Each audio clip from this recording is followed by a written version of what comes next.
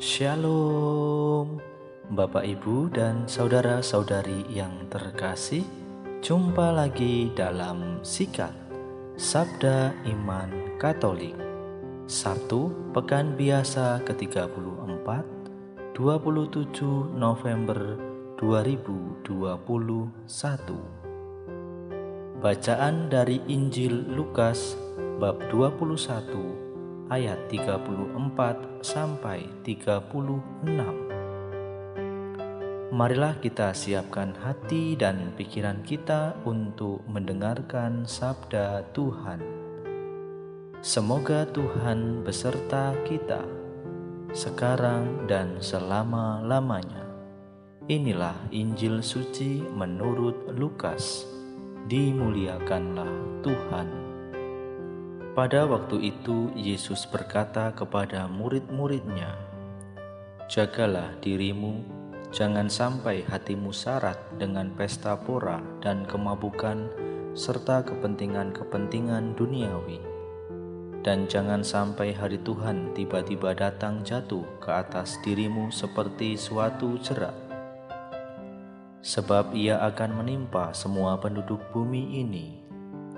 Berjaga-jagalah senantiasa sambil berdoa, agar kalian mendapat kekuatan untuk luput dari semua yang akan terjadi itu, dan agar kalian tahan berdiri di hadapan Anak Manusia." Demikianlah sabda Tuhan. Terpujilah Kristus. Bapak, Ibu, dan saudara-saudari yang terkasih, renungan hari ini akan dibawakan oleh Bapak Wendelinus Rudi dari Kepulauan Riau. Selamat mendengarkan. Saudara-saudari yang terkasih dalam Kristus, terkadang sebagai manusia kita boleh memprediksi apa saja yang akan terjadi.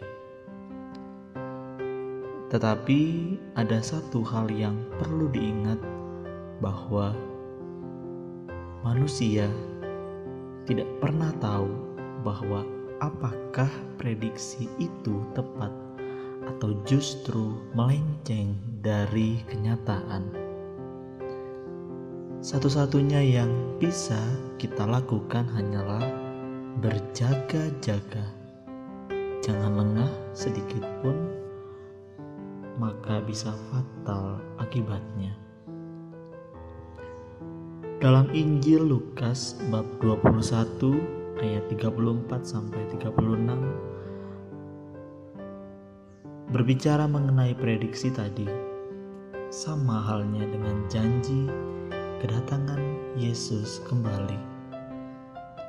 Tidak ada seorang pun yang tahu waktunya kapan hal itu akan terjadi. Sebagai murid-murid Tuhan Yesus, bukan berarti kita hanya diam dan menunggu saja. Dalam menanti kedatangan Kristus, kita membutuhkan kesiapan diri kita masing-masing. Dikatakan dalam ayat 34 bahwa untuk itulah kita sebagai murid-murid Tuhan tidak boleh terlena dengan kenikmatan duniawi. Saudara-saudari dalam Kristus Tuhan, satu hal yang pasti bahwa Tuhan Yesus pasti datang kembali dan tidak akan ada yang luput dari penghakimannya, yakni pada hari Tuhan. Maka dari itu, Tuhan Yesus menasihati dan mendorong kita, muridnya, agar berjaga-jaga di dalam menantikannya. Apa yang harus dilakukan kita sebagai murid Yesus? Tentunya selain menjaga diri, kita juga harus menjaga diri kita dari godaan kenikmatan dan keinginan duniawi saat ini. Yesus tidak pernah bosan untuk mengingatkan kita berjaga-jaga sambil berdoa. Hanya dengan demikian, kita sebagai murid Kristus memperoleh kekuatan. Dengan berdoa, membantu kita tetap teguh berdiri di hadapan Tuhan Yesus. Maka yang perlu kita lakukan saat ini tentunya selalu berjaga-jaga dan tidak boleh terseret arus dunia. Jangan sampai kita terlena dan jatuh ke dalam dosa sehingga dijatuhi hukuman ketika hari penghakiman tiba.